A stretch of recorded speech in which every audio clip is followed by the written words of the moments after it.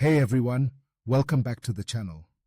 Today, we're diving deep into one of the most important and underrated figures from the Wheel of Time universe, Latra Sedai.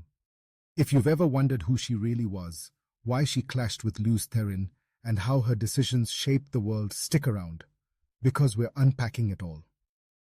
Latra was one of the most powerful and respected Aes Sedai during the Age of Legends, the second age in the Wheel of Time world. She was a master of the One Power, and by the time the War of Power broke out, she was a key leader among the female channelers. Her reputation? Brilliant strategist, fearless fighter, and someone who knew how to rally people to her cause. In fact, she was so effective in fighting the shadow that she earned the old tongue nickname Shadar Noor, which means cutter of the shadow. But Latra is most famous, or infamous, for one thing: her opposition to Luz Therin Telamun's plan to seal the Dark One's prison. So, what exactly happened? Let's set the stage. Near the end of the War of Power, the world was on the brink. The Dark One's prison, called the Boar, was expanding, and the Shadow's forces were pushing humanity to the edge of defeat. Luz, the leader of the male Aes Sedai, proposed a desperate plan. Take a circle of the most powerful male and female channelers, go straight to Shayol Ghul, and seal the Boar directly with Gwendillar seals. But this plan was incredibly risky. Not only would they be walking into the heart of darkness, but they risked alerting the Dark One himself. Latra strongly opposed this.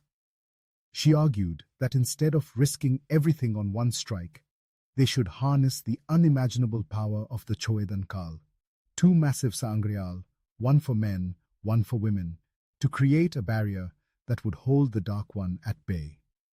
She was so persuasive that she convinced every strong female Aes Sedai to sign what's called the Fateful Concord, an agreement that none of them would join Luz's plan. This decision divided the Aes Sedai like never before. With the women refusing to participate, Luz Therin had no choice but to lead the strike at Shayol Ghul using only male channelers. They succeeded in sealing the Boar, but at a terrible cost. At the last moment, the Dark One's counterstroke tainted Sidon, the male half of the One Power. Every male channeler eventually went mad, Luz Therin included, and the world was thrown into the catastrophic event we now call the breaking of the world. Some historians argue that if Latra hadn't pushed the women away, maybe the seals would have been stronger, maybe the taint wouldn't have happened, or maybe the breaking could have been avoided. In short, Latra's decision shaped everything that followed, from the collapse of the Age of Legends to the centuries of distrust between male and female channelers. But what happened to Latra? Well, surprisingly, almost no record of her survived past the breaking. Despite being one of the most influential figures of her time, later generations barely remembered her name.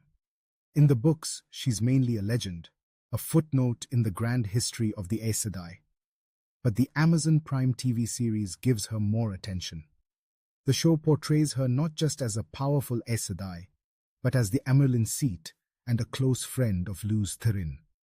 In the series, we see her speaking Old Tongue and actively participating in high-stakes decisions, even appearing in flashback scenes that are not in the books. This means for TV viewers, Latra's character is fleshed out much more, giving us a better glimpse into her personal story and emotional conflicts. If you enjoyed this deep dive, make sure to like, subscribe, and hit the bell icon so you don't miss the next one. And tell me in the comments, which Wheel of Time character or topic should we cover next? Maybe more Age of Legends lore, or a deep dive into Luz Therin himself? Let me know. Thanks for watching, and as always, see you in the next one.